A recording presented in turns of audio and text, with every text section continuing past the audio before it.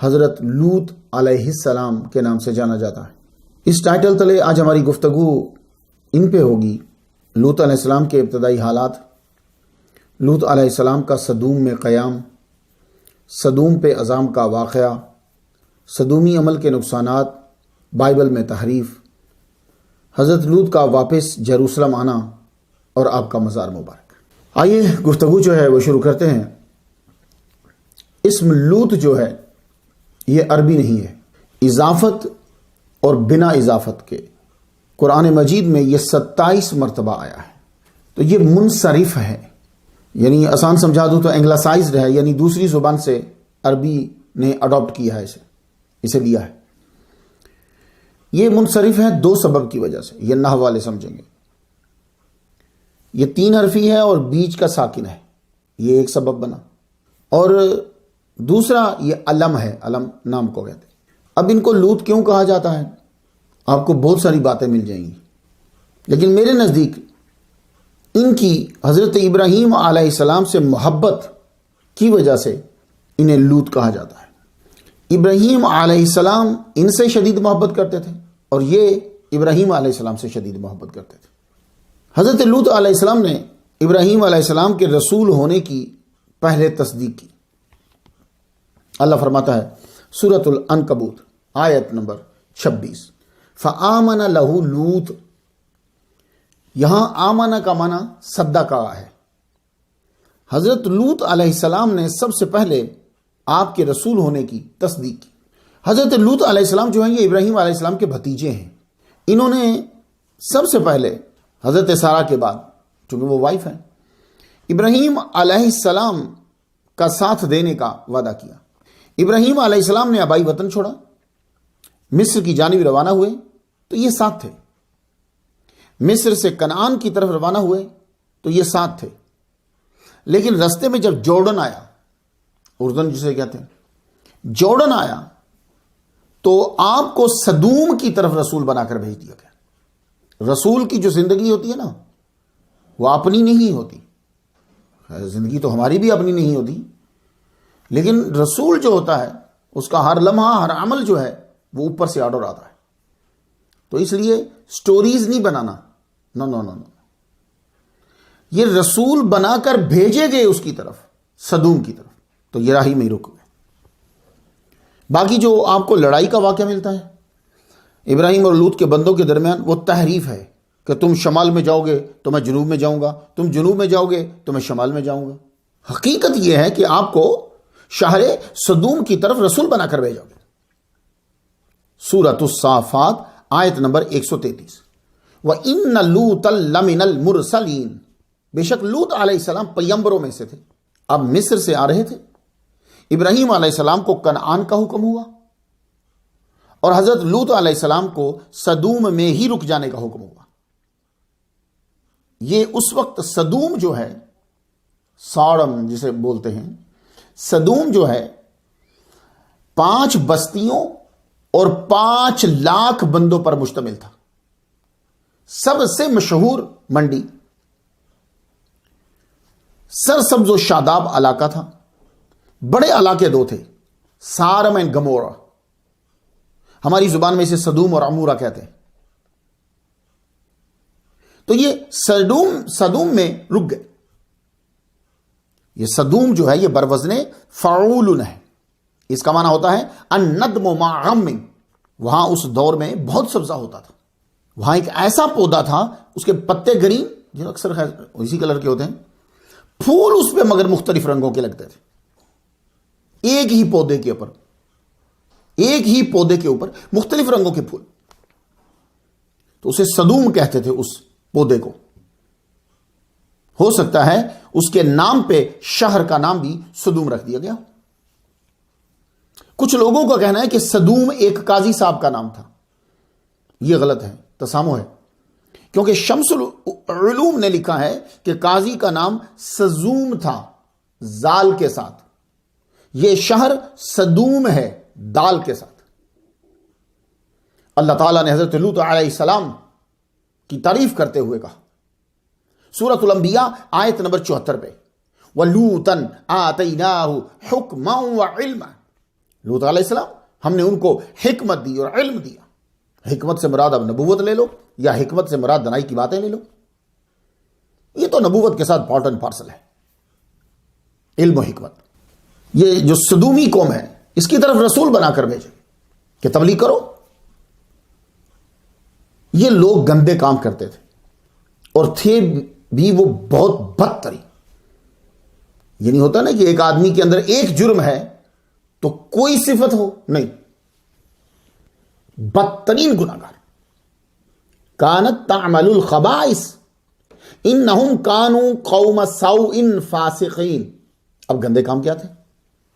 شراب پینا، آدھی گانا بجانا، داڑھی جو ہے وہ مجوسیوں کی طرح کٹا دینا، مونچھیں مجوسیوں کی طرح بڑھا دینا، کبوتر بازی، ڈھیلے پھینکنا، سیٹیاں بجانا، ریشمی لباس پہننا، ڈاکے ڈالنا، راستوں پہ بیٹھ جانا اور آنے جانے والوں کو ذہنی اور جسمانی اذیت پہنچانا، اور سب سے بدتر کام ہم جنس پرستی، اور وہ بھی سرے عام پبلک کے اندر. سمجھ آ رہی ہے کہ قرآن کہہ رہا ہے کہ قوم سوء فاسقین. آپ نے قوم کو تبلیغ شروع کی. سورۃ الشعراء آیت نمبر 162. قوم سے یہ کہا انی لکم رسول امین، میں تمہاری طرف رسول، امانت دار رسول بن کر آیا. فاتقوا اللہ واطیعون، تم اللہ سے ڈرو اور میری اطاعت کرو. مجھے کسی قسم کا لالچ نہیں ہے. وما اسالکم علیہ من اجر، ظاہر لالچ یہی ہوتا نا کہ آدمی پیسے مانگے، نہیں مجھے نہیں چاہیے، کسی قسم کا کوئی اجر نہیں چاہیے، کوئی بدلہ نہ میں مانگتا ہوں اور نہ میں تم سے مانگوں گا. ان اجریہ الا علی رب العالمین، میرا اجر اللہ کے ذمہ رحمت پر ہے جو تمام جہانوں کا پالنے والا ہے. تو گزر بسر کے لیے آپ نے کھیتی باڑی کا کام شروع کر دیا وہاں سدوم کے اندر. آپ نے پھر وہیں والہا سے شادی کی، یہ آپ کی زوجہ کا نام ہے. اللہ تعالیٰ نے آپ کو 2 بیٹیاں عطا فرمائی. اس کی حکمت ہوتی ہے، بیٹا دے دے بیٹی دے دے، دے کے لے لے، اس کی حکمت ہے. چپ رہا کرو بس. یہاں بھی حکمت تھی. آپ لوگوں کو روکتے کہ برائی مت کرو، یہ مت کرو، مگر وہ جواباً آپ کا مذاق اڑاتے. اب آپ نے سدوم کے امراء کو پکڑ لیا. کیوں کہ بڑا طبقہ ٹھیک ہو تو چھوٹا طبقہ جو ہے وہ اسے فالو کرتا ہے. وہاں انہیں پکڑ کے تبلیغ کرنے لگے. اتاتون الفاحشۃ ما سبقکم بہا من احد من العالمین، سورۃ الاعراف آیت نمبر 80. تم وہ بدکاری کرتے ہو جو تم سے پہلے جہان میں کسی نے نہ کی. پھر حضرت لوط علیہ السلام نے اس بدکاری کا تذکرہ کیا ان کے سامنے. کہا انکم لتأتون الرجال شہوۃ من دون النساء، تم خواہش پوری کرنے کے لیے عورتوں کے بجائے مردوں کی طرف آتے ہو. آپ نے فرمایا وَتَذَرُونَ مَا خَلَقَ لَكُمْ رَبُّكُمْ مِنْ أَزْوَاجِكُمْ بَلْ أَنْتُمْ قَوْمٌ عَادُونَ، سورۃ الشعراء آیت نمبر 166. اور تمہاری جن عورتوں کو اللہ تعالیٰ نے تمہارا جوڑا بنایا ہے ان کو چھوڑ دیتے ہو اور لڑکوں سے خواہش پوری کرتے ہو. تم ہوئی حد سے گزر جانے والے. باز آ جاؤ، یہ عمل اچھا نہیں ہے. تمہاری نسل ختم ہو جائے گی، تمہاری عورتیں بے راہ روی کا شکار ہو جائیں گی اور تم پہ اللہ کا پھر عذاب آ جائے گا. اب آگے سے کوئی علمی جواب تو تھا نہیں، کوئی دلیل تو تھی نہیں. ہٹ درمی، تو ہٹ درمی بھی اترا ہے. وما كان جواب قومه الا ان قالوا اخرجوهم من قريتكم انهم اناس يتطهرون، سورۃ الاعراف آیت نمبر 82. لوط علیہ السلام کی قوم سے جب کوئی جواب نہیں بن پڑا تو بولے تو آپس میں بات کرنے لگے انہیں اپنی بستی سے نکال دو، یہ لوگ بڑے پاک صاف بنتے ہیں. آپ کو سدوم کے قرب و جوار میں تبلیغ کرتے ہوئے 30 سال گزر گئے. سب سے بولتے چھوڑ دو یہ برائیاں، اور یہ جو تم بدترین عمل جو کر رہے ہو اسے چھوڑ دو. 30 سال گزر گئے جناب. آپ کی بیٹی جوان ہو گئی. بڑی بیٹی کا نام زیسا اور چھوٹی بیٹی کا نام زعورہ. مختلف تلفظ آپ کو ملیں گے، مختلف سپیلنگ بھی ملیں گے. حضرت لوط علیہ السلام کو جہاں کچھ خبر ملتی آپ تبلیغ کے لیے وہاں پہنچ جاتے. صدومی عمل سے لوگوں کو روکتے. ایک دن آپ نے فرمایا قال انی لعملکم من القالین، سورۃ الشعراء کی آیت نمبر 168. یہ جو قالین ہے یہ اس میں فاعل ہے. قلا یقلی سے مانا شدید نفرت، کہ مجھے تمہارے اس عمل سے شدید نفرت ہے. تبلیغ آپ نے جاری رکھی. اب بیٹیاں جوان ہوئی ہیں تو ایک سردار خاندان جو ہے وہ آپ سے رشتہ مانگنے کے لیے آئے کہ آپ اپنی بیٹیوں کا رشتہ جو ہے وہ ہمیں دے دیں. آپ کو ان کی حرکتوں کا علم تھا. آپ نے فرمایا میں تم کو اپنی بیٹیوں کا رشتہ نہیں دوں گا کیونکہ تم جو عمل کرتے ہو اس کی وجہ سے ایک دن تم پر عذاب آئے گا اور تم بدترین جرم کرتے ہو, اور وہ بھی فی نادیکم المنکر, یعنی سر عام پبلک کے اندر. وہ سب بولے قالوا اتینا بعذاب اللہ ان کنت من الصادقین. سورۃ العنکبوت 29ویں آیت ہے. جا تو سچا ہے تو اللہ کا عذاب لے آ. اب یہ جو جملہ ہے نا اور یہ جو اسٹائل ہے نبی کے سامنے, اس میں کئی طرح کی برائیاں ہیں. پہلی, نبی سے بدتمیزی. دوسری, برائی کو برائی نہ سمجھنا. تیسری برائی, اللہ کا انکار کر رہے ہیں. چوتھی برائی, نبی کو سچا نہیں جان رہے. پانچویں برائی, استہزاء. اصل میں وہ نبی اللہ سے یہ کہہ رہے تھے کہ کر لو جو کرنا ہے. قالوا اتینا بعذاب اللہ ان کنت من الصادقین. جاؤ کر لو جو کرنا ہے, ہم باز نہیں آئیں گے. اب اللہ کے نبی نے اللہ کی بارگاہ میں دعا کر دی. بھائی کئی سال گزر چکے ہیں اور وہ مسلسل اس برائی کو کیے جا رہے ہیں. تو آپ نے پھر اللہ سے دعا مانگی. قال رب انصرنی علی القوم المفسدین. سورۃ العنکبوت آیت نمبر 30. حضرت لوط علیہ السلام بولے میرے رب اس مفسد قوم پر میری مدد فرما. اور مزید عرض کر دی اللہ کی بارگاہ میں رب نجنی واہلی مما یعملون. 169 نمبر آیت سورہ شعراء. میرے رب مجھے اور میرے خاندان کو اس اوباش سوسائٹی سے بچا لے اور ہماری نجات کی کوئی صورت پیدا کر دے. ادھر آپ نے دعا مانگی, ادھر فرشتے جو ہیں وہ آ گئے. قوم کی تباہی کے لیے فرشتے آ گئے. تفصیل میں جانے سے پہلے برکت کے لیے اس واقعے کو سورہ ہود سے سنیں. اس کی آیات 74 سے 83 تک. اعوذ باللہ من الشیطان الرجیم بسم اللہ الرحمن الرحیم فلما ذهب عن إبراهيم الروع وجاءته البشرى يجادلنا في قوم لوط إن إبراهيم لحليم أواه منيب يا إبراهيم أعرض عن هذا إنه قد جاء أمر ربك وإنهم آتيهم عذاب غير مردود ولما جاءت رسلنا لوطا سيء بهم وضاق بهم ذرعا وقال هذا يوم عسيب وجاءه قومه يهرعون إليه ومن قبل كانوا يعملون السيئات قال يا قوم هؤلاء بناتي هن أطهر لكم فاتقوا الله ولا تخزوني في ضيفي أليس منكم رجل رشيد قالوا لقد علمت ما لنا في بناتك من حق وإنك لتعلم ما نريد قال لو أن لي بكم قوة أو آوي إلى ركن شديد قالوا يا لوط إنا رسل ربك لن يصلوا إليك فأسر بأهلك بقطع من الليل ولا يلتفت منكم أحد إلا امرأتك إنه مصيبها ما أصابهم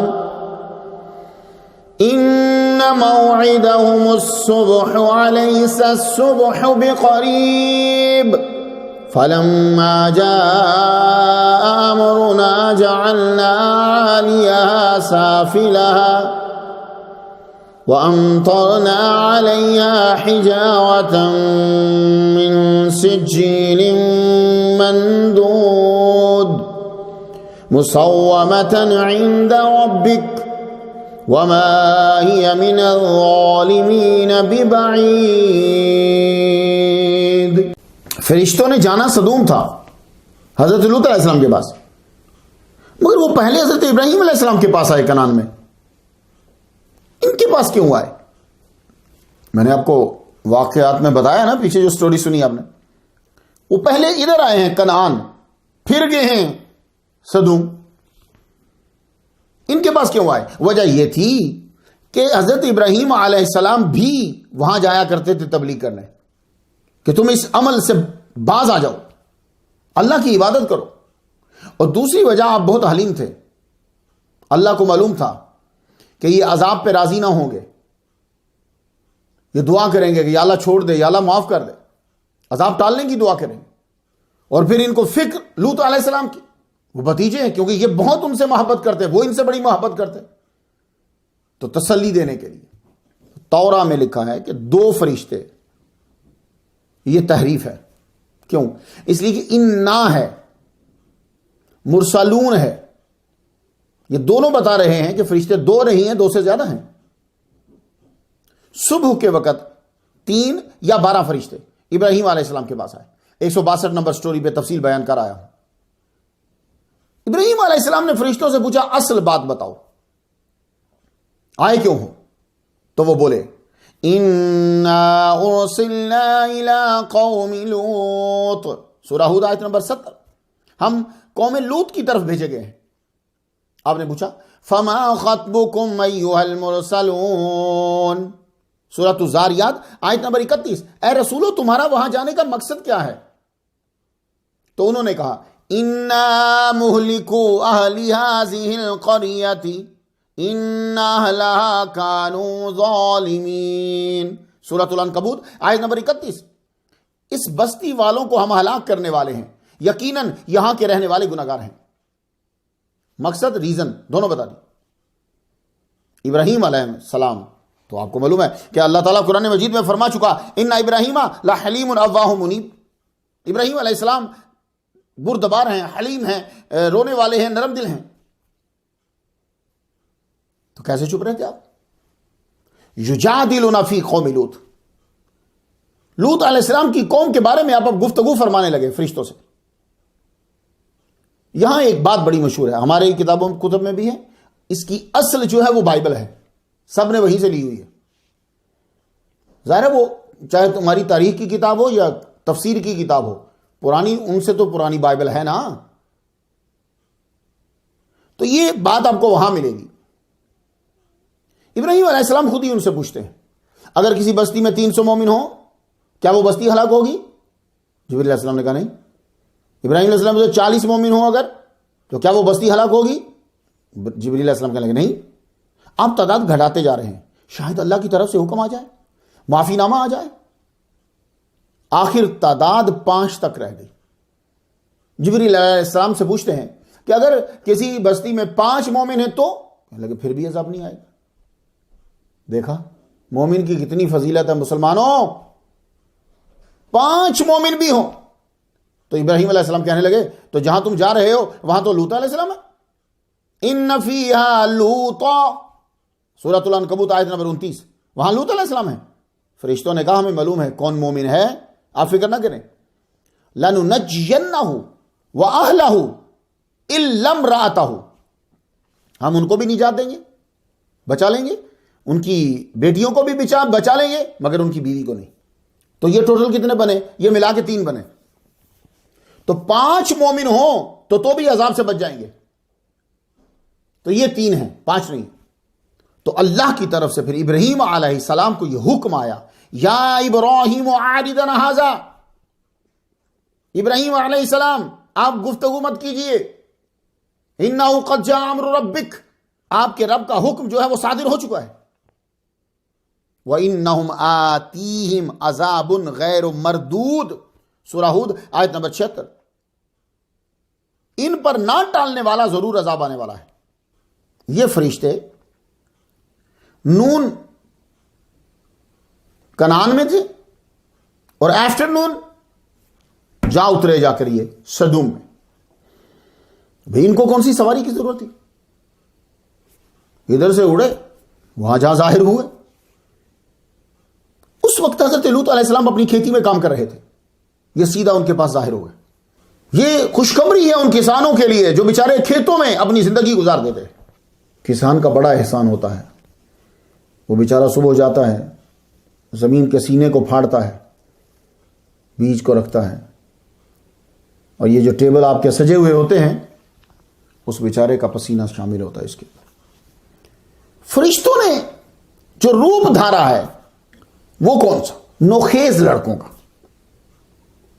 جن کے منہ پہ بال ہی نہیں ہوتے داڑھی کے۔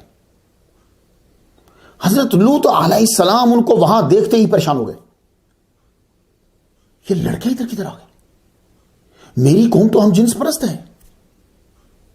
فرشتے خود ہی بول پڑے، ہم مسافر ہیں، ایک رات گزارنی ہے ہم نے، آپ ہماری مدد کریں، آپ ہمیں مومن لگتے ہیں، نیک لگتے ہیں، کیا آپ کے ہاں رہ سکتے ہیں ہم؟ حضرت ابراہیم علیہ السلام ابو الدیفان کا بھتیجا ہو تو مہمان نوازی سے انکار کرے؟ حضرت لوط علیہ السلام آپ دل ہی دل میں پریشان ہو رہے تھے، کیونکہ قوم نے کہہ رکھا تھا کوئی باہر سے آئے تو تم اسے مہمان نہیں بناؤ گے، ہمیں بتاؤ گے۔ اگر میں اپنا مہمان بنا کر ان خوبصورت لڑکوں کو لے جاتا ہوں، جو ہی ان کو خبر ہوئی وہ چڑھ دوڑیں گے۔ آپ کو یہ فکر لاحق، مجھ میں طاقت نہیں ہے، میں بوڑھا ہوں، کیسے مقابلہ کروں گا؟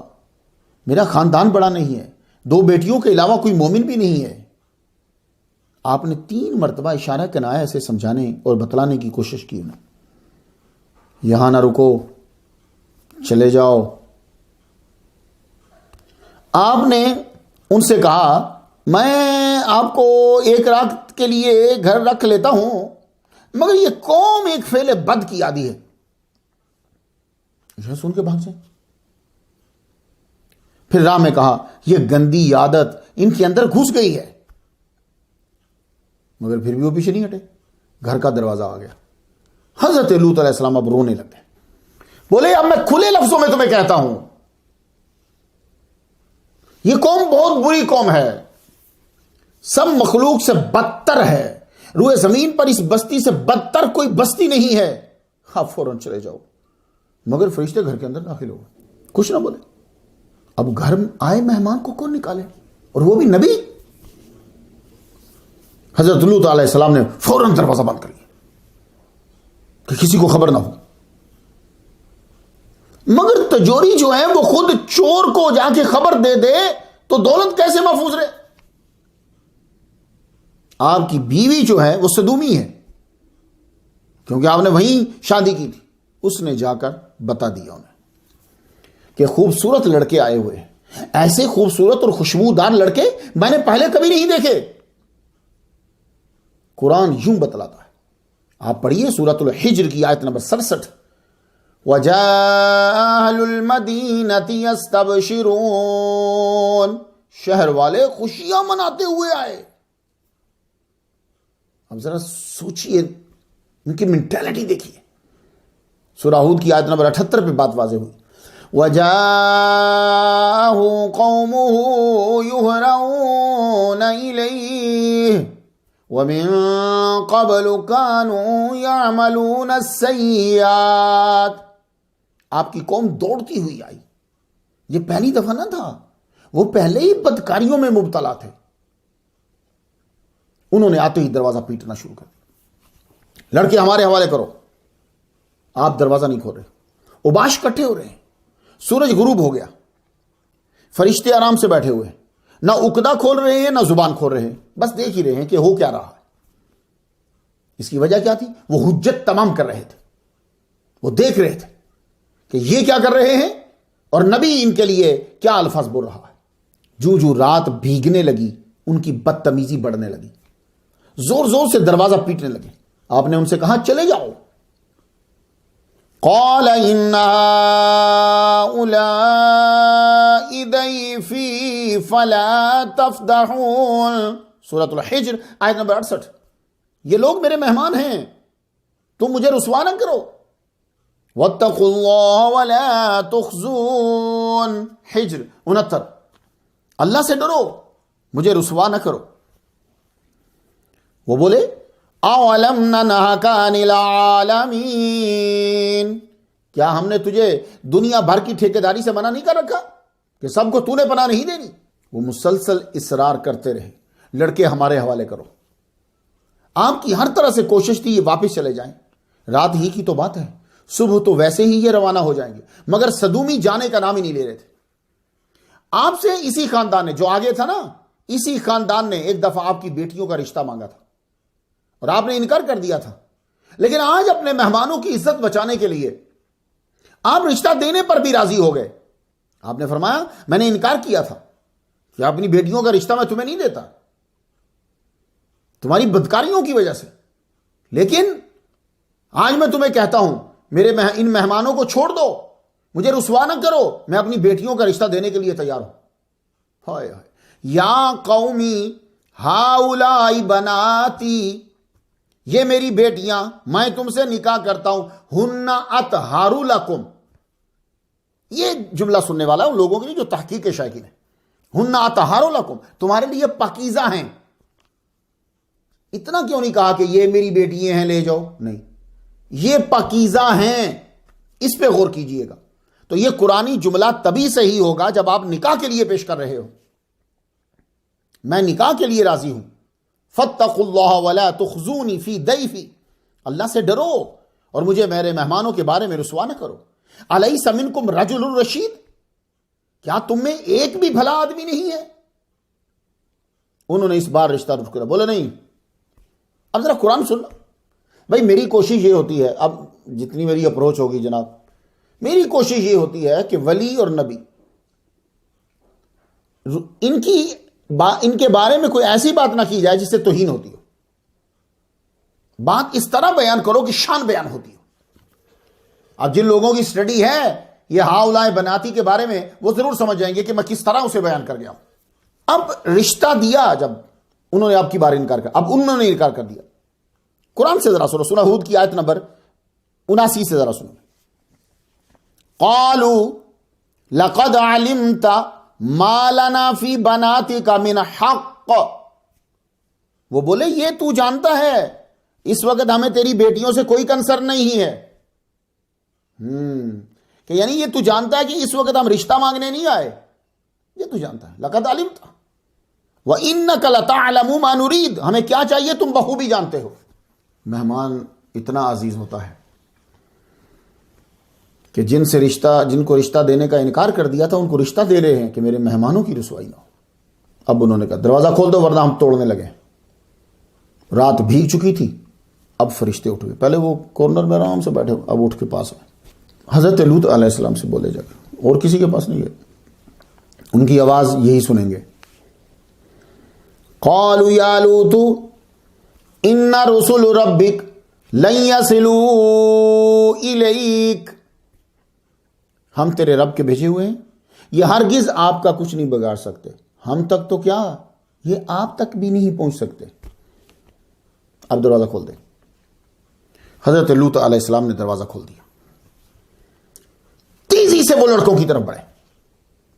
اب قرآن کیا کہتا ہے؟ سورۃ القمر سے پڑھنا پڑے گا آپ کو، آیت نمبر 37۔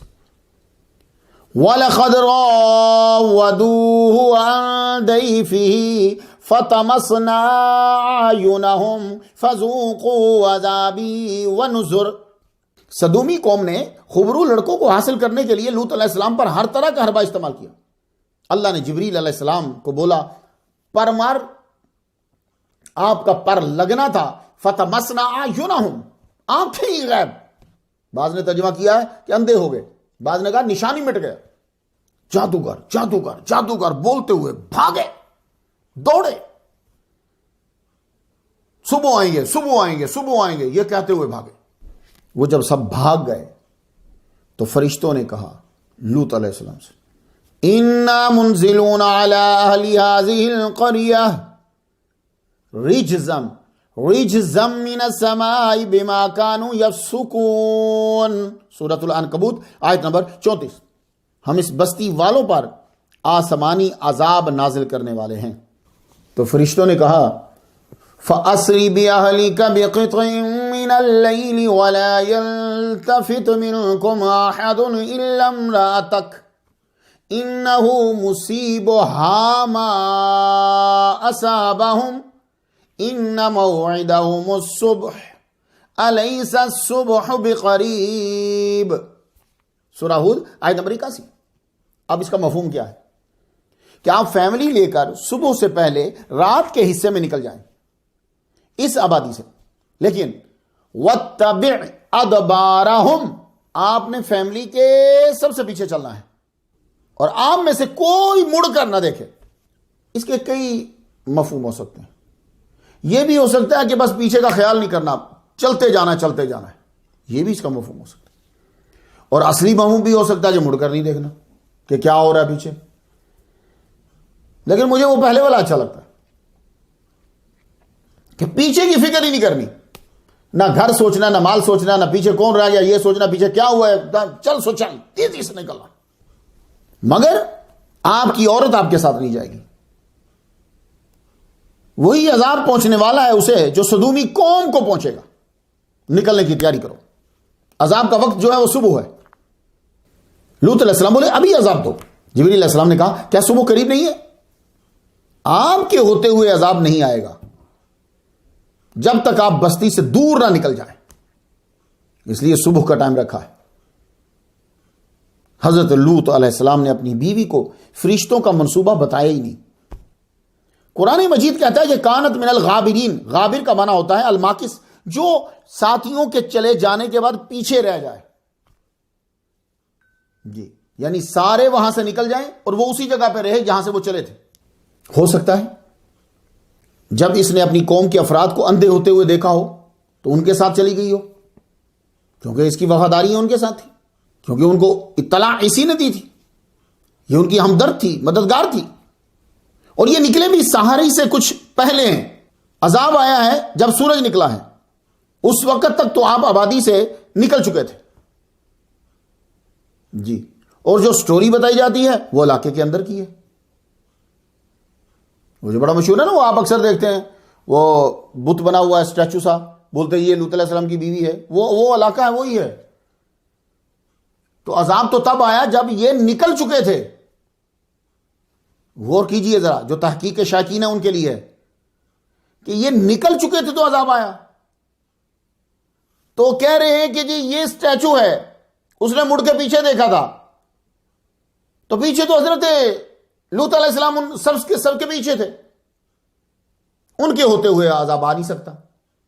تو اس لیے وہ ویسے ہی کو پہاڑی کا ایک حصہ رہ گیا، وہ سب نے پھر اس کو کیش کرانا شروع کر دیا ہے۔ یہ تھی ہی گھر میں۔ میرے ڈرائیور نے بھی مجھے دکھایا جی یہ لوط علیہ السلام کی جو ہے یہ بیوی، اور وہ دیکھو سر کے اوپر کچھ رکھا ہوا ہے اور یہ چل رہے، وہ جی یہی پتھر ہو گئی۔ یہ غلط لگتا ہے، کیوں؟ کیا آپ کو حکم تھا کہ آپ نے سب کے پیچھے چلنا ہے؟ یہ کیسے ہو سکتا ہے کہ پیچھے نبی ہو اور اگلے پہ عذاب آ جائے؟ مجھے تو یوں لگتا ہے کہ آپ خاموشی سے سحری کے وقت نکلے۔ سورہ قمر آیت نمبر 34۔ نجیناہم بسحر، ہم نے سحری میں ان کو نجات دے دی۔ ہم نے لوط اور ان کی بیٹیوں کو سحری کے وقت نجات دی، یعنی وہ اس وقت وہاں سے نکل آئے۔ یہ عورت سحری کو سوئی رہی ہوگی یا سو گئی ہوگی، بہرحال گھر میں رہی، ساتھ نہیں آئی ہے۔ وہ پکچر غلط ہے بت والی۔ لیکن ایک بات بتاتا چلو میں آپ کو، معلوم ہوا کہ سحری کے وقت ہی کرم ہوتا ہے، اور سورج جب نکلا اور جو سحری کو نہیں اٹھا، سورج نکلنے کے وقت اٹھا تو تب عذاب آ چکا تھا۔ مسلمانوں، سحری کے وقت اٹھنے کو اپنا وتیرہ بناؤ۔ کیوں دوسری قوموں کے پیچھے چلتے ہوئے تم لوگوں نے سحری کے وقت کو ضائع کر دیا ہے؟ اور یہ قوم جو ہے، میں حیران ہوتا ہوں امریکہ میں عشاء کی نماز پڑھا کے جاتا ہوں، سڑکیں سنسان ہوتی ہیں۔ میں فجر کی نماز پڑھانے کے لیے آتا ہوں، سڑکیں بھری ہوئی ہوتی ہیں. کیسی عجیب بات ہے.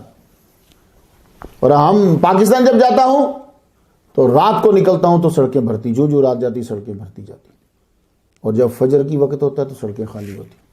قوم کے اوپر عذاب نازل ہو گیا. عذاب کا وقت کیا ہے؟ لوط علیہ السلام اپنی آبادی سے نکل کر سوغر کے اندر آپ نے پناہ لے لی. باقی جتنی باتیں وہ عقل کو لگتی نہیں ہیں. نہیں، شام چلے گئے، مصر چلے گئے، پتہ نہیں کہاں چلے گئے. اب وہاں سے نکلے تو ان آبادیوں کی حدود سے باہر آ کر آپ نے غار میں کچھ دیر کے لیے پناہ لے لی، رک گئے. اب یہ عذاب آیا کس وقت ہے؟ میں پھر قرآن مجید پڑھنا چاہتا ہوں. ایک ہوتا ہے کہ ویسی بات جی صبح کے وقت آیا، لیکن جو شائقین ہیں تحقیق کے، ان کی تشنگی پوری نہیں ہوگی. یہ عذاب جو ہے ساڈم و گمورہ پر کس وقت شروع ہوا؟ میں چند آیات جو ہے وہ پڑھنا چاہتا ہوں. سورہ ہجر آیت نمبر 73 سنیے ذرا. فَأَخَذَتْهُمُ الصَّيْحَةُ مُشْرِكِينَ. سورج نکلتے نکلتے انہیں ایک بڑے زور کی آواز نے پکڑ لیا. تو پہلی چنگاڑ اس وقت آئی، مشرکین اس ٹائم کو کہا، مشرکین مطلب جب سورج نکل رہا تھا. ٹائم سمجھ رہے؟ بات دلائل کے ساتھ ہو نا اور قرآن سے ہو تو مزہ آتا ہے، ورنہ تو بات اتنی کافی ہے صبح کے وقت ہو. سورۃ القمر آیت نمبر 38. وَلَقَدْ سَبَّحَهُمْ بُكْرَةً عَذَابٌ مُسْتَقِرٌ. اس آیت میں بکراتن کا لفظ آیا ہے، اور یقیناً ایک نہ ٹلنے والے عذاب نے ان پر سویرے حملہ کر دیا. بکرا سویرے. امام طبری کی جامع البیان میں ہے کہ عند طلوع الفجر، اور روح المعانی میں ہے اول النہار اول شروق الشمس. اور سورہ ہود میں آیت نمبر 81 ذرا سنیے. ان موعدہم الصبح الیس الصبح بقریب. جسے ہم صبح کہتے ہیں، صبح. یقیناً ان پر عذاب کے وعدے کا وقت صبح کا ہے. اب صبح کا معنی کیا ہوتا ہے؟ آپ اکثر بولتے ہیں نا، تو کتاب کا نام یاد رکھیے، موجم متن اللغات، یہ کتاب کا نام ہے. تو الصبح کا معنی اس میں لکھا ہے اول النہار. کچھ بات واضح ہوئی یہاں پہ. اب آپ سے کوئی پوچھے کہ عذاب کا وقت کیا تھا ساڈم اور گمورہ پر، تو آپ بتا سکتے ہو کہ جی وہ ٹائم صبح کا ہے، اول النہار ہے. اب یہ جو ٹائم ہے یہ قرآن مجید میں اور تورا میں ایک ہی ہے. جینیسس باب نمبر 19 ہے، نشان نمبر 23 ہے. وَإِذَا أَشْرَقَتِ الشَّمْسُ عَلَى الْأَرْضِ دَخَلَ لُوطُ إِلَى سَوْغَرَ. وہ جگہ کا نام ہے. تو بائبل میں اس کو زاوار بولیں گے آپ، زاوار. جان گے آپ عذاب اول النہار میں ہوا جب سورج نکل رہا تھا. اب عذاب کیا تھا؟ حضرت لوط علیہ السلام اپنی بیٹیوں سمیت جب محفوظ مقام پر پہنچ گئے، ادھر سورج کی پہلی کرن کے ساتھ ہی ایک زبردست چنگاڑ خطرناک آواز آئی. اس کے بعد جبریل علیہ السلام نے اپنے پر مبارک سے اس پوری بستی کا اوپر والا نیچے کر دیا، اور اوپر سے حجارۃ من سجیل. یہ حجارۃ من سجیل جو ہے یہ پورے قرآن مجید میں 3 مرتبہ آیا ہے. کچھ واقفیت ہے؟ حجارۃ من سجیل یہ لفظ جانے پہچانے ہیں آپ کے. 2 بار قوم لوط کے ساتھ آیا ہے، ایک بار جو ہے ابرہہ کی آرمی کو تباہ کرنے کے لیے وہاں استعمال ہوا سورہ فیل کے اندر، ترمیہم. معلوم ہوا کہ یہ کوئی بڑی خطرناک ٹیکنالوجی ہے کہ جس کا بہت کم استعمال کیا گیا ہے. اب سورۃ الذاریات آیت نمبر 74 دیکھیے. وَأَمْطَرْنَا عَلَيْهِمْ حِجَارَةً مِّن سِجِّيلٍ. حجارۃ من سجیل آیا. ساڈم و گمورہ کے باسیوں پر جو پتھر برسائے گئے اور جو ابرہہ کی آرمی پہ برسائے گئے، میٹیریل دونوں کا ایک ہے. ترمیہم بحجارۃ من سجیل. لیکن جب آپ سورہ ہود کی آیت نمبر 82 جب آپ پڑھیں گے تو سجیل کے ساتھ مندود آیا ہے. مندود کا معنی تہ، 1 لیئر 2 لیئر ایسے. اور ایک جگہ لفظ 3 بھی آیا ہے. بھائی تو کمال کی ٹیکنالوجی کا استعمال ہوا ہے کہ مٹی لی گئی ہے، اسے سخت کیا گیا، اور مٹی بھی تہ در تہ ہے. لگتا ہے کہ اس میں کسی میٹیریل کا استعمال ہے، کسی کیمیکل کا استعمال ہے. پھر اس کو گولی کی طرح بنایا گیا، اس میں سلفر کی آمیزش کی گئی ہے. سفید رنگ کا تھا یہ، اور کالا اوپر نشان تھا، اور یہ اتنے سخت تھے کہ پتھر ہجارہ ہی بن گئے تھے ایک قسم کے، کام ہجارہ والا کر رہے ہیں، یعنی گولی والا کر رہے ہیں۔ جو ہی یہ پتھر، نشان زدہ پتھر، کسی شے پہ پڑتا تو اسے جلا دیتا، راکھ بنا دیتا۔ اب یہ ہے کہ جب قرآن کہہ رہا ہے کہ بستی کو ہی بلندی پہ لے جا کر یوں پلٹ دیا گیا، ٹھیک ہے نا، عالیہ جو ہے وہ سافلہ ہے، تو پھر پتھر برسانے کی کیا ضرورت تھی؟ پہلی بات تو یہ کہ مر تو چنگاڑ سے ہی گئے تھے، پھر بستی بھی الٹا دی، پھر پتھر برسائے۔ ایک تو شدید نفرت کا اظہار ہے، شدید نفرت۔ دوسرا، جو یہ عمل کرتے تھے اس کی سزا ہی پتھر ہے، پبلک میں کرتے تھے اور نبی کی توہین بھی کرتے تھے، اس لیے خاص قسم کے پتھر مارے گئے، مارو، تباہ کر دو، شدید نفرت۔ یہ ایک بستی نہیں تھی، یہ یاد رکھیے کہ آپ سمجھے گے، یہ ساڈم اور گمورا یہ دو مین ہیں، اس کے ساتھ اور بھی بستیاں تھیں۔ پوری بستی اللہ تعالیٰ نے 400 فٹ گہری نیچے دھسا دی۔ کہتے ہیں کہ یہ ساری کی ساری بستی جو ہے یہ بحر مردار کے اندر پھینکتی، جسے ڈیڈ سی کہتے ہیں۔ میں جب گیا بحر مردار کو دیکھنے کے لیے، ڈیڈ سی کو، کرون پلازا میں رکا، میں دیکھوں تو اسے ڈیڈ سی کیوں، کیونکہ بہت ساری کتب کے اندر اس کا ذکر ہے۔ تو مجھے وہ مینیجر کہنے لگا کہ آپ صبح میں بہت تیز جلدی سے نکلا، آپ اتنی جلدی جا رہے ہیں؟ بحر مردار میں اگر بیعت نہیں لیا تو پھر اتنی دور امریکہ سے آنے کا فائدہ کیا؟ میں نے کہا مجھے حضرت جعفر طیار رضی اللہ تعالیٰ عنہ کے مزار پر جا کے فاتحہ پڑھنی ہے، وہ کرک میں ہے، بہت دور ہے۔ تو میرا جو ڈرائیور تھا، جو وہیں سے، وہ انہی کا تھا، وہیں سے میں نے گاڑی لی، تو وہ جو ڈرائیور تھا اس نے سارم اور گمورا پر روکا، مجھے نہیں معلوم تھا، نہ ہی میرے ذہن میں بھی نہیں تھا کہ مجھے وہاں رکنا ہے، رکا اور مجھے اس نے دکھایا یہ ہے وہ آبادی جہاں صدومی جو ہے وہ رہتے تھے۔ اب میرے علم میں جو ہے وہ اضافہ ہوا، کیونکہ میں لوگوں کو بتانے کے لیے پھر میں چیزیں دیکھتا رہتا ہوں ہر ملک کے اندر، تو میرے نالج میں اضافہ ہوا کہ وہ مفسرین جو کہتے تھے کہ وہاں والکینو آیا، تو والکینو نہیں تھا، کوئی اس کا ثبوت وہاں نہیں ہے۔ وہاں غور سے دیکھیں اگر آپ تو پکی ہوئی مٹی کے پتھر ملیں گے آپ کو تہ در تہ۔ وہ اللہ پاک جو اتارتا تھا نا، وہ جسے کہتا ہے کہ حجارت من سجیل، وہ رگڑ کھاتے تھے تو آگ پکڑ لیتے تھے۔ ان پتھروں کی وہ جو حجارت من سجیل ہے، ان کی تباہ کاریاں آپ کو آج بھی نظر آئیں گی، آج بھی۔ اللہ اکبر جل شانہ۔ بھائی 5 لاکھ بندہ تھا، ایک بستی نہیں، کافی ساری بستی، ساری اللہ نے اڑا دی۔ جن کا زیادہ جرم تھا ان کو 400 فٹ گہرا کر بحر مردار بولتے ہیں، سمندر کے اندر کر دیا۔ کچھ کی بستی عجیب قسم کی وہاں حالت ہے۔ اللہ معاف فرمائے۔ قرآن کے سچے ہونے کی ایک اور دلیل دیتا جاؤں۔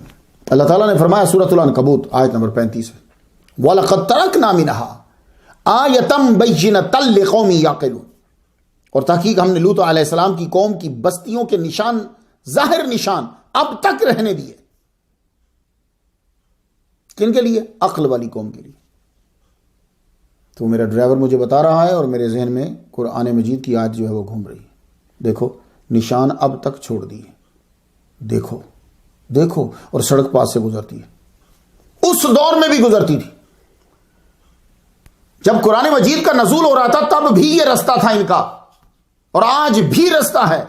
یہ ہے میرے قرآن کے سچے ہونے کی دلیل۔ اللہ اکبر جل شانہ۔ بحر مردار جسے بحر سست بھی کہتے ہیں اور بحر لوط بھی جسے کہتے ہیں، ایک بقیہ نشانی ہے وہاں آج بھی۔ لوگ کہتے ہیں جی اس کے اندر نمک ہے، کیونکہ جب آپ اس کے اندر نہائیں گے نا تو آپ ڈوبیں گے نہیں، آپ اس کے اوپر تیرتے رہتے ہیں جی۔ اصل میں وہ عذاب کی جگہ ہے۔ کبھی یہ مصروف ترین علاقہ تھا، منڈی تھی، ہریالی ہی ہریالی تھی، اب کچھ بھی نہیں ہے، اور نہ ہی کسی نے پھر وہاں بنانے کی کچھ کوشش کی ہے۔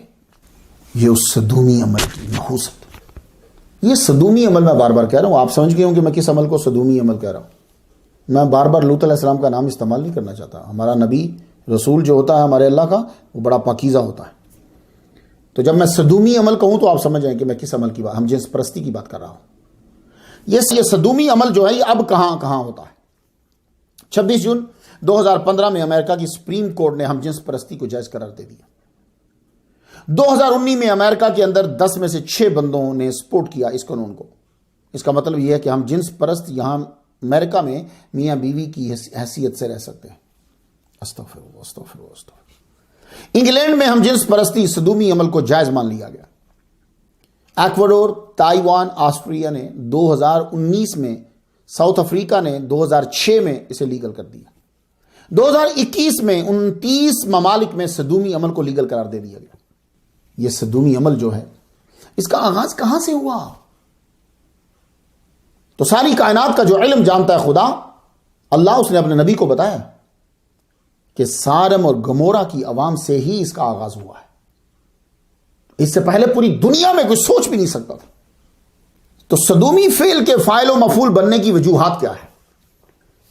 یہ عمل آگے کیوں بڑھتا ہے؟ اب سنیے، معاشی طور پر خوشحالی، یہ ہی نہیں یہ بھی ہے ایک ریزن ہے۔ اب یہ جو سارم اور گمورہ ہے، یہ لوگ کیا تھے؟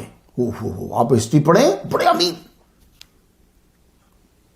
خوبصورت جھیل کے کنارے، معاشی خوشحالی، پیسے کی فراوانی۔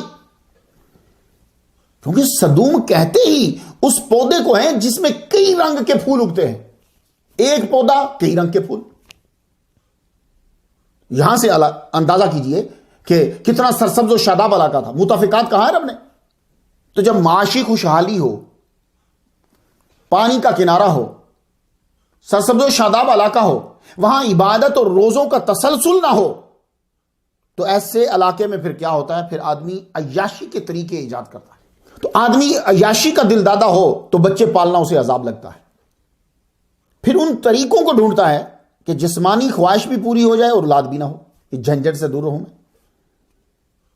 تو صدومی قوم نے اسی سوچ کو اپنایا، ٹھیک ہے، کہ بچوں کے جھنجھٹ میں نہ جائیں، عیاشی بھی ہوتی ہے، گھر سے دور بچوں کا رہنا، یہ بھی صدومی عمل کا سبب بنتا ہے۔ اخباروں میں نے پڑھا ہے کہ صدومی عمل وہاں بھی پیدا ہوتا ہے جہاں زیادہ چھوٹی عمر کے بچے رہتے ہوں اور ان کے ساتھ فاسق لوگ رہتے ہوں۔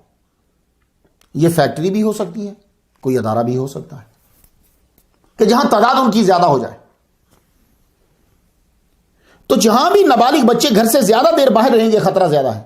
اگر ایک دفعہ بچہ صدومی عمل کا وکٹم ہو گیا تو ڈاکٹرز کا کہنا ہے کہ پھر وہ جراثیم پیدا ہو جاتے ہیں جو ایک عادی نشئی کی طرح مرتے دم تک طلب کو بڑھاتے رہتے ہیں۔ بہت دھیان رکھیں، بچہ بیٹھتا کس کے ساتھ ہے، بچہ اٹھتا کس کے ساتھ ہے، اداروں کے اندر، فیکٹریز کے اندر، جیلوں کے اندر۔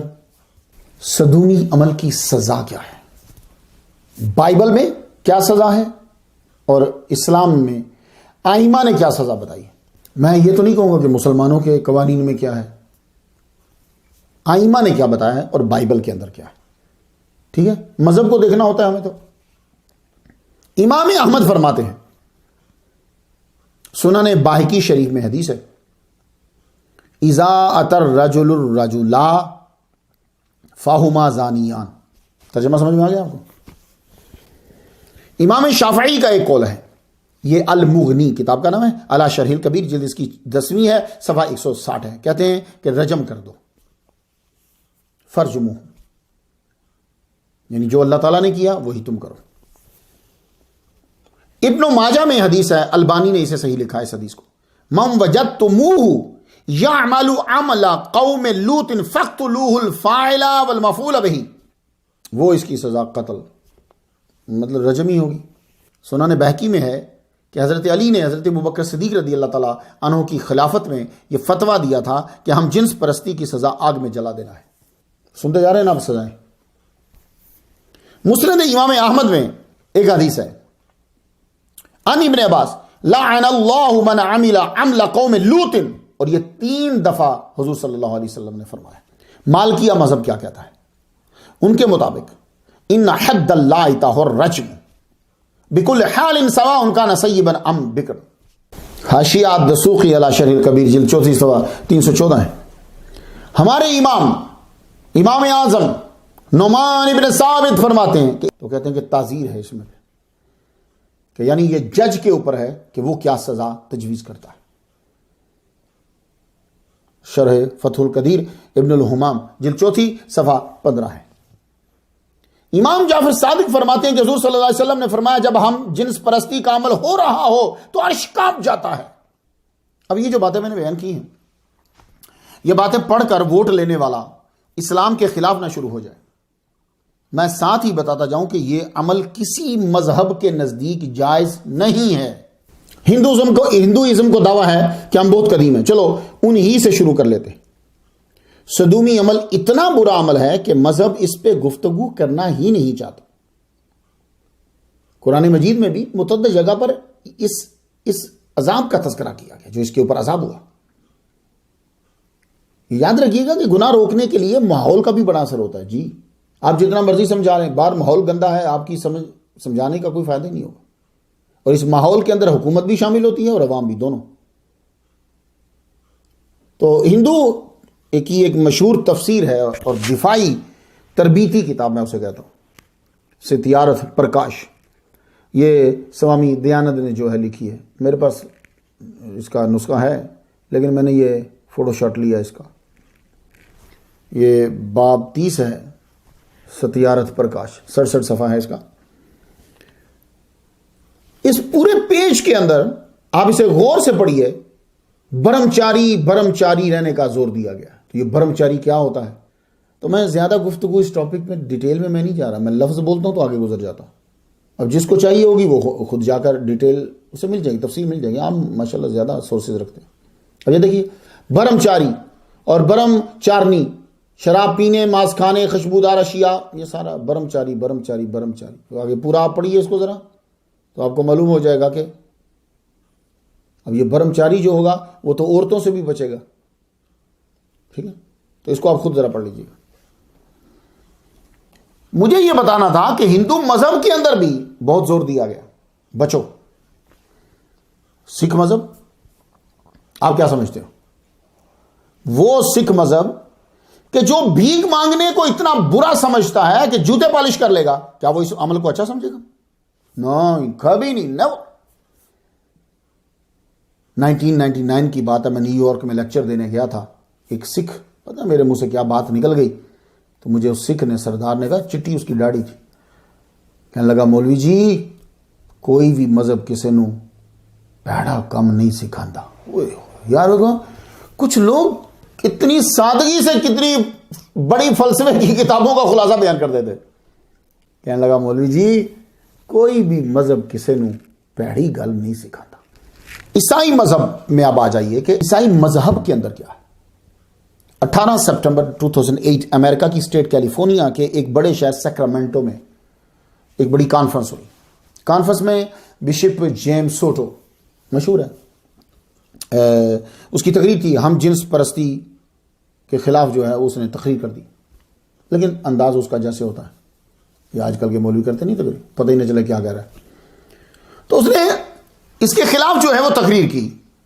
ساتھ میں اس نے پوپ کا لیٹر دکھایا. تو جو پوپ کا لیٹر آتا ہے نا کسی کے بارے میں کسی حکم پہ جیسے ہمارا فتویٰ ہوتا ہے تو اس لیٹر کو کہتے ہیں انسکلکا. یاد رہے گا آپ کو انسکلکا.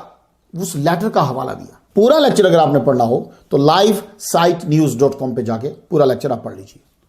میں صرف آپ کو مفہوم سناتا ہوں. اس نے کہا کہ ہم جنس پرستی گناہ ہے اللہ کی مرضی کے خلاف. یہ اس کے پوری تقریر کا خلاصہ ہے. سین فرانسسکو میں صدومی عمل کے خلاف جلوس نکالا عیسائیوں نے. اب یہودیت کے نزدیک یہی تو بڑے مذاہب آپ کو دنیا میں ملتے ہیں تو یہودیت کے نزدیک بھی یہ حرام ہے. یہ میں کیوں آپ کو بتا رہا ہوں. ہوتا پتہ کیا ہے جب آپ کسی کے خلاف کوئی بات کرتے ہیں تو وہ آپ کے مذہب پر اٹیک کر دیتا ہے. آپ پہ نہیں کرتا آپ کے مذہب پر اٹیک کر دیتا ہے. تو میں آپ کو ان کی بھی باتیں بتا دیتا ہوں تاکہ آپ اس سے گفتگو آرام سے کر سکیں. بھائی یہ اسلام کو کیوں بدنام کر رہے ہو صرف اس بات سے یہ نہ پوری بات کرو پوری. اگر اسلام نے اس کے بارے میں یہ کہا ہے تو یہودیت نے کیا کہا ہے. بائبل میں ایک کتاب ہے جس کے اندر ان کے حلال و حرام کا تذکرہ ہے. اس کا نام کیا ہے؟ لیویٹیکس. اس کا باب 18 اور نشان نمبر 22 ہے. یاد رہے گا آپ کو؟ اب ذرا سن لینا. And you must not lie down with a male the same as you lie down with a woman. It is all detestable thing. کوئی بات سمجھ میں آ گئی آپ کے؟ تو جینیسس کو سارے مانتے ہیں نا بھائی. تو اٹ از اے ڈیٹیسٹیبل تھنگ ہے. اسلام کی سزاؤں کا چرچا کرنا کوئی شروع نہ کر دے. میں بائبل سے آپ کو سنا دوں کہ اب سزا کیا ہوئی. لیویٹیکس باب نمبر 20 نشان نمبر 13. یاد رہے گا آپ کو؟ پھر سن لو. لیویٹیکس کتاب کا نام ہے, باب نمبر 20 ہے, نشان نمبر 13 ہے. اب یہ صدومی عمل کی سزا ذرا سنیے گا. یہودی بھی اس کتاب کو مانتے ہیں, بائبل کے اندر جو ہوئی تو عیسائی بھی مانتے ہیں. If a man lies with a male as with a woman, both of them have committed an abomination. They shall surely be put to death. وہ کوئی مشکل انگلش نہیں تھی کہ میں اس کا ترجمہ کروں. جو سزا آپ کے ائمہ نے تجویز کی ہے وہی سزا. میں ایک دفعہ پھر لائن پڑھ دوں. Both of them have committed an abomination. They should surely be put to death. Leviticus. ہمارے اسلام کا مذاق اڑاتے ہو جی, اسلام یہ. اب مصیبت یہ مسلمانوں نے کتابیں نہیں پڑھی, ان کی زبان نہیں جانتے. اب آپ سوچ سکتے ہیں کہ اگر عیسائیت اور یہودیت میں یہ اتنا گھنونا عمل ہے تو پھر سپورٹ کیوں کر رہے ہیں؟ 29 ممالک میں ووٹنگ سپورٹ کاہے کی ہے پھر بھائی؟ یہ جمہوریت کا ایک تحفہ ہے آپ کو. جمہوریت کا تحفہ ہے. وجہ یہ ہے, اب وجہ سنیے, میں تو اپنے انداز سے گفتگو کروں گا نا. وجہ یہ ہے کہ ان کے جو مفسرین ہیں نا, مذہبی اور مقررین ہیں, انہوں نے تفسیر ہی غلط کر دی. میں تو ان کو سنتا رہتا ہوں, تفسیر ہی غلط کر دی. وہ کیا کہ جو تقریر کرنے والا ہوتا ہے نا, وہ ایک عجیب طرح سے تقریر کرتا ہے, آپ کو سمجھ نہیں آئے گی کر کیا رہا. آپ جملے نہیں سنتے, ہم کسی کے خلاف نہیں بولتے, ہم کسی کے خلاف نہیں بولتے. وہ اس جملے میں کتنا سچا ہوتا ہے, آپ اس کے خلاف بولیں, دیکھیں پھر اس کا بندہ جو ہے وہ آپ کے ساتھ کیا کرتا ہے. تو وہ ایسی تقریر کرے گا کہ آپ کی توجہ کو ہٹا دے گا. اب انہوں نے کیا کیا, تفاسیر میں اور تقریر میں یہ واضح کیا کہ صدومی عمل کے علاوہ ان میں اور برائیاں تھیں, اور عذاب اس لیے آیا کہ وہ یہ عمل فرشتوں کے ساتھ کرنا چاہتے تھے. اچھا, لوگوں کا ذہن اب کدھر چلا گیا؟ اس عمل سے ہٹ کر کسی اور عمل کی طرف چلا گیا ہے. یعنی یہ عمل برا نہیں ہے, وہ فرشتوں سے کرنا چاہتے تھے اس لیے سزا ملی.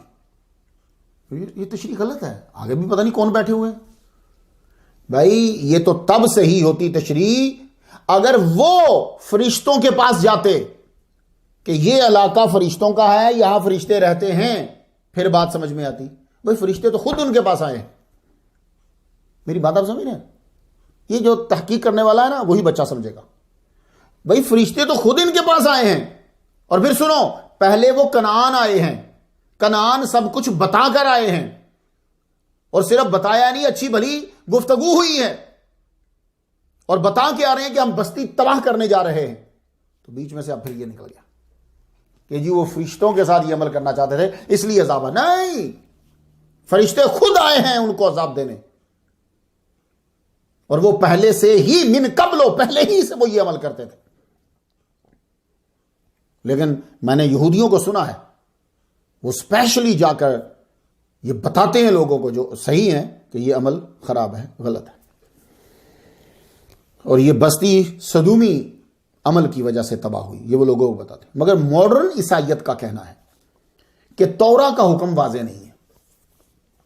دیکھ رہے ہیں آپ, کہتے جی تورا کا حکم واضح نہیں ہے. صرف 3 دفعہ ذکر ہوا ہے, 2 دفعہ لیویٹیکس میں اور 1 دفعہ جینیسس میں. یہ کافی نہیں ہے. پر وہ تقریر کرنے والے نے یہ نہیں بتایا کہ کتنی بار حکم آئے اللہ کا تو تم مانو گے. اب 3 دفعہ تو کافی نہیں ہے, تو کتنی بار آئے؟ تو تو انسانیت کے بلا وجہ ہم درد کہتے ہیں کہ اگر یہ صدومی عمل رضامندی سے ہو تو گناہ نہیں ہے. میں آپ کو بتا رہا ہوں یہ باتیں اس واقعے سے بھی زیادہ ضروری ہوتی ہیں. جی کوئی بندہ کہتا ہے جو سٹوری نا سٹوری اتنی ضروری نہیں ہے جتنی باتیں اس وقت یہ ضروری ہیں کہ بھائی جب عیسائیت کے اندر بھی یہ عمل صدومی ٹھیک نہیں ہے، یہودیت میں بھی یہ صدومی عمل ٹھیک نہیں ہے، تو پھر سپورٹر کاہے کے پروموٹ کیوں کیا گیا؟ وہ جواب دے رہا ہوں آپ کو. اب کھڑے ہو گئے آخری گروپ ہوتا ہے جو انسانیت کا بلا وجہ ہمدرد ہوتا ہے. وجہ کوئی نہیں ہوتی کہ اس کو انسانیت کے ساتھ کوئی ہمدردی نہیں، بلا وجہ ہی ہمدردی. یہ لوگ عجیب ہوتے ہیں، یہ دنیا کو مذہب سمجھتے ہیں، مذہب کو دنیا سمجھتے ہیں. تو کہتے ہیں کہ اگر دونوں کی رضامندی ہے تو پھر یہ اللیگل نہیں ہے. میرا سوال پھر یہ ہے کہ اگر رشوت دینے والا اور لینے والے دونوں کی رضامندی ہے تو پھر برا کیوں؟ آپ کیوں پکڑتے ہیں بندے کو؟ ڈرگ بیچنے والا یعنی نشہ، ہیروئن، کوئی بھی میروانہ یا کچھ بھی، جہاں جو ہے، جب وہ پینے والا اور بیچنے والا بھائی دونوں کی آپس میں رضامندی ہے تو پھر پولیس کیوں پکڑتی ہے؟ بات کوئی سمجھ میں آ رہی ہے آپ کو؟ اس لیے میں ان کو کہتا ہوں یہ بلا وجہ ہی ہمدرد ہوتے ہیں. دین اسلام کی خوبی ایک ہے، یہ بتا دوں میں آپ کو، غور سے سنیے. وہ زیادہ سخت سزا اس عمل پر مقرر کرتا ہے جو انسانوں کی نفسیاتی اور معاشرتی زندگی کو تباہ کر کے رکھ دیتی. اسلام کے احکام، فرامین اور سزائیں یہ 50 سال کی عمر کے بعد سمجھ میں آتی ہیں. اس سے پہلے تو بندہ تو جوان ہوتا نا جناب، وہ تو نہیں کو پسند کرے گا کہ اس کو کوئی روکے. اب جو بہت ہی امپورٹنٹ حصہ ہے، میں شائقین جو تحقیق کے شائقین ہیں ان طلباء کی نظر کرنا چاہتا ہوں کہ یہ صدومی عمل کے نقصانات کیا ہیں. ہم جنس پرستی سے مرد جو ہوتا ہے وہ مرد کامل نہیں رہتا، پھر آہستہ آہستہ اس سے روحانیت ختم ہو جاتی ہے، وہ اخلاقیات سے اور عورت ذات سے دور ہٹتا جاتا ہے، اور یوں یہ عمل انسان کو فطرت کے مخالف چلنے پہ مجبور کر دیتا ہے. یہ صدومی عمل روح اور جسم دونوں کو کمزور کرتا ہے. یوں اللہ کی مخلوق کے بڑھنے میں رکاوٹ بنتے ہیں یہ لوگ، اور یہ چیز قہر خداوندی کو دعوت دیتی ہے. میں چند بیماریوں کے نام بتاتا ہوں، تفصیل جا کے خود پڑھ لیجیے گا، کیونکہ کچھ ایسے موضوعات ہوتے ہیں کہ ہم تفصیل سے گفتگو نہیں کر سکتے، الفاظوں کے چناؤ میں بھی بہت احتیاط برتنا پڑتی ہے. اب ایک بیماری جو پیدا ہوتی ہے صدومی عمل میں وہ ہے باڈی ڈسمورفیا. یہ انہی کو زیادہ تر ہوتی ہے. اب باڈی ڈسمورفیا آپ خود جا کے چیک کر لیجیے. ایٹنگ ڈس آرڈر، صدومی عمل والے بسیار خور ہو جاتے ہیں آہستہ آہستہ. ڈپریشن کی بیماری ان میں زیادہ ہوتی ہے. سفلس، SYPHILIS، سفلس، اس بیماری سے دل اور نروس سسٹم متاثر ہوتا ہے. یہ بیماری بھی انہی لوگوں کے اندر ہوتی ہے. گونوریا، یہ گونوریا جو ہے یہ بیکٹیریل انفیکشن ہوتا ہے. یہ صدومی عمل کے مفعول کو ہو جاتا ہے. ہیپاٹائٹس A اور B، یہ زیادہ تر خوراک سے ہوتا ہے، مگر صدومی عمل اور غیر شرعی عمل کرنے والوں کو بھی ہوتا ہے. صدومی عمل والوں میں خودکشی کا رجحان زیادہ ہو جاتا ہے، اور یہ بہت زیادہ نشہ کرنے لگتے ہیں، اور ایک نشہ نہیں ہر طرح کا نشہ کرنے لگ جاتے ہیں. یہ بھی نحوست ہے اس عمل کی. ڈاکٹر لی کا یہ کہنا ہے، اگر کوئی ڈاکٹر کی بات مانے، ڈاکٹر لی کا یہ کہنا ہے صدومی عمل والے لوگوں میں عجیب عجیب قسم کی بیماریاں پیدا ہونا شروع ہو جاتی ہیں، اور چونکہ معاشرے میں اخلاقی مرتبہ نہیں رکھتے اس لیے فحاشی کو عروج دینے کا یہ سبب بنتے ہیں. کچھ سن لیے، میں زیادہ نہیں جا رہا، یہ واحد موضوع ہے کہ میں بہت بچ کے اس کو بیان کر رہا ہوں، اور آدھا چھوڑتا جا رہا ہوں اپنے سننے والوں پہ کہ خود تحقیق کر لیں اور اپنے ماحول کو یہ بتلائیں کہ بہت برا عمل ہے، بیماریوں اور عذاب کا سبب ہے، بائبل میں تحریف کی گئی. یہ میں ساتھ ساتھ آپ کو بتاتا جاتا ہوں تاکہ میرے قرآن کے سچے ہونے کی، میرا محمد مصطفیٰ صلی اللہ علیہ وآلہ وسلم جو فرما گئے ہیں سب سچ ہے. تحریف ہوئی ہے. اب تحریف سن لیجیے، یہ بھی ایک زبردست ٹاپک ہے. بھائی تحقیق کرو گے تو جا کے پتا چلے گا نا آپ کو تحریف کہاں ہوئی. سنیے، حضرت لوط علیہ السلام سارم اور گمورہ سے نکل آئے اور ایک پہاڑی غار میں پناہ لیا آپ نے. میں اللہ کی بارگاہ میں اتنی بار استغفار کرتا ہوں جتنے آسمان کے تارے ہیں، اور حضرت لوط علیہ السلام کی بارگاہ میں کروڑ بار معافی مانگتا ہوں، پھر یہ بات کہنے لگا ہوں. لوط علیہ السلام کی بیٹیوں کی طرف ایک غلیظ سا واقعہ جینیسس میں تحریر کیا گیا. ایک عام عقل سلیم رکھنے والوں سے توقع نہیں کی جا سکتی کہ وہ یہ بولیں گے یا کریں گے. تو اس عظیم گھرانے سے کیسے توقع کر سکتے ہیں ہم، جسے اللہ نے فرمایا ہو فَأَخْرَجْنَا مَنْ كَانَ فِيهَا مِنَ الْمُؤْمِنِينَ، سورۃ الذاریات آیت نمبر 35. جتنے ایمان والے تھے ہم نے نکال لیے. یہ 3 تھے، لوط علیہ السلام اور 2 ان کی بیٹی ہیں. فَمَا وَجَدْنَا فِيهَا غَيْرَ بَيْتٍ مِّنَ الْمُسْلِمِينَ، سورۃ الذاریات آیت نمبر 36. اور ہم نے وہاں مسلمانوں کا صرف ایک ہی گھر پایا. لوط علیہ السلام 2 بیٹی ہیں ان کی، جن کے اسلام اور ایمان کی گواہی اللہ نے دے دی ہو. ان بچیوں کے بارے میں ایسی غلیظ سٹوری بنانا، تیار کرنا تحریف نہیں، تخریب نہیں تو اور کیا ہے؟ یہ ہے ہمارے محمد مصطفیٰ صلی اللہ علیہ وسلم. یار کوئی لیڈر لاؤ تو صحیح ان جیسا، اور مذہب اسلام، دین اسلام جیسا کوئی دین ہی لے آؤ. نبیوں کی تعظیم ہمیں سکھا دی اس دین نے. اب یہ میں سٹوری بھی بیان نہیں کر رہا، میں یہ حصہ خصوصاً ان لوگوں کے لیے جو پاکیزہ ہیں اور تحقیق کے شائقین میں سے ہیں. بائبل کی کتاب جینیسس کا باب نمبر 19 اور نشان نمبر 30 سے 38 تک جا کر آپ پڑھیے گا. انگلش میں، عربی میں بھی ہے. ویسے میرا دل نہیں چاہ رہا کہ میں وہ عبارت پڑھوں، آپ خود ہی جا کے دیکھ لیجیے. میں صرف آپ کو یہ بتاؤں گا کہ یہ 30 سے 38 تک سٹوری کیوں بنائی گئی ہے، میں یہ بتاؤں گا آپ کو، اور آپ کے طوطے اڑ جائیں گے سن کر کہ جس بندے نے یہ سٹوری بنائی ہے وہ کیوں بنائی ہے. اتنی غلیظ سٹوری لوط علیہ السلام کے بارے میں، ان کے خاندان کو ذلیل کرنے کے لیے. پہلا تو یہ بتانے کے لیے کہ لوط علیہ السلام نے سدوم کو برائیوں سے نہیں روکا. دوسرا، انبیاء بھی نعوذ باللہ شراب پیتے تھے. یہ جو سٹوری بنائی گئی ہے باپ بیٹیوں کے درمیان، اس کے نتیجے میں ایک بچہ پیدا ہوا جس کا نام رکھا موآب. اس سے الموآبیین کی نسل چلائی گئی. ایک بچہ پیدا کیا ابن امی، اس سے نسل چلائی گی بنی امون. پھر قانون پاس ہوا کہ جو بچہ گناہ کی پیداوار ہو وہ اور اس کی اولاد مذہبی لیڈر نہیں ہو سکتے. اب کیا ہوا کہ موآبی اور امونی اس کے بیچ میں سے نکل گئے. موآبی پوری نسل نکل گئی، امونی پوری نسل نکل گئی. آپ کے ہاتھوں کے طوطے اڑ جائیں گے. میں جو بتا آیا ہوں کہ ان میں کس کو ڈالا ہے. انہوں نے اس میں داؤد علیہ السلام اور سلیمان علیہ السلام کو ڈالا ہے. یہ تحقیق کرنے والوں کے لیے میں نشان دیتا ہوں، کیونکہ وہ کہتی ہیں کہ داؤد علیہ السلام کے دادا عبید ہیں. اس کو عبید ہی پڑھتے ہیں، عین پیش وا ساکن او. عبید کی امی کا نام راؤس ہے، اور ان کا شجر موآب پہ جا کر ختم ہوتا ہے. دیکھ رہے ہیں، اصل میں یہ تھی پلاننگ. اب آپ کو سمجھ آیا کہ داؤد علیہ السلام کو یہ کنگ ڈیوڈ کیوں کہتے ہیں، اور سلیمان علیہ السلام کو نعوذ باللہ ساحر جادوگر کیوں کہتے ہیں، اور وہ عجیب سی سٹوریز کیوں بناتے ہیں ان کے ساتھ. استغفر اللہ استغفر اللہ. یہ سٹوری جو بیٹیوں اور لوط علیہ السلام کے تعلق سے گھڑی گئی ہے کئی طرح سے غلط ہے. کیوں؟ اللہ تعالیٰ نے دونوں بیٹیوں کو مومنین اور مسلمین میں شامل کیا ہے.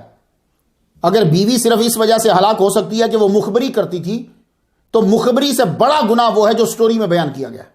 اور اگر یہ جملہ مانا جائے جو وہ پیش کرتے ہیں کہ کوئی مرد نہیں تھا، یہ بھی غلط ہے. کیونکہ کچھ ہی مائلز کی دوری پر ایک پورا ملک آباد تھا جہاں ابراہیم علیہ السلام، ان کی اولاد رہتی تھی.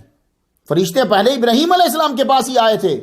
اور تمہاری کتابوں میں لکھا ہوا ہے کہ ابراہیم علیہ السلام خود سدوم آ چکے ہیں، لوط علیہ السلام کی مدد کرنے آ چکے ہیں، لوط علیہ السلام کے شہر میں تبلیغ کرنے آ چکے ہیں. یہ تمہاری کتابوں میں لکھا ہوا ہے. تو ملک تو پورا آباد ہے، بیٹیوں کو پتا ہے، تو یہ جملہ بھی غلط.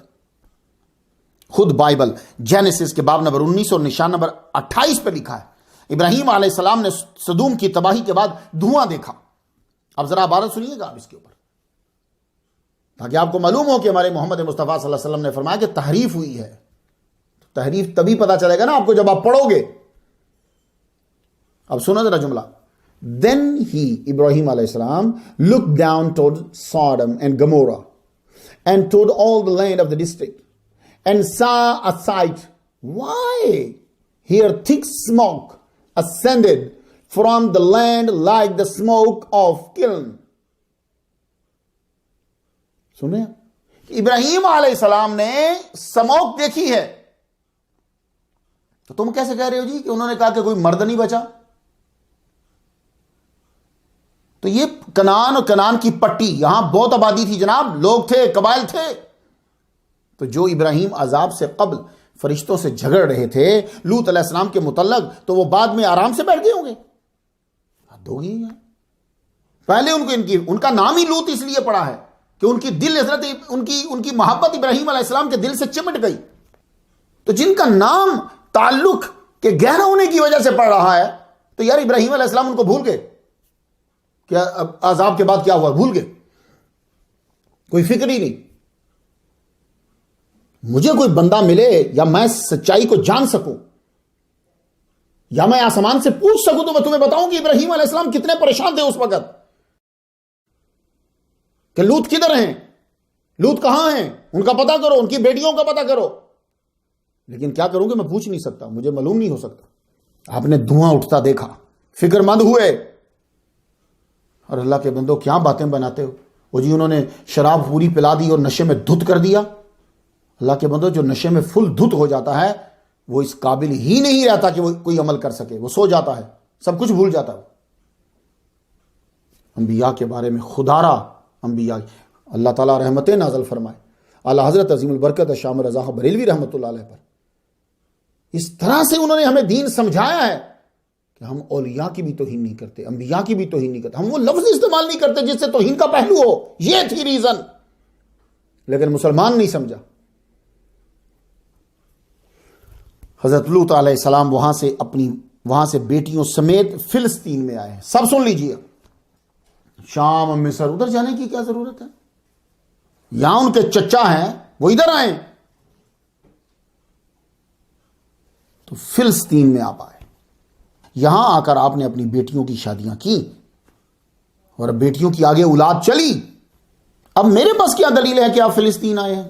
بھائی پوچھ سکتے ہیں نا، تو ایسے ہی کہہ رہا ہے کہ وہ فلسطین آئے ہیں، تیرے پاس کیا دلیل ہے؟ میرے پاس ایک دلیل ہے، حضر رحمت میرے بھی.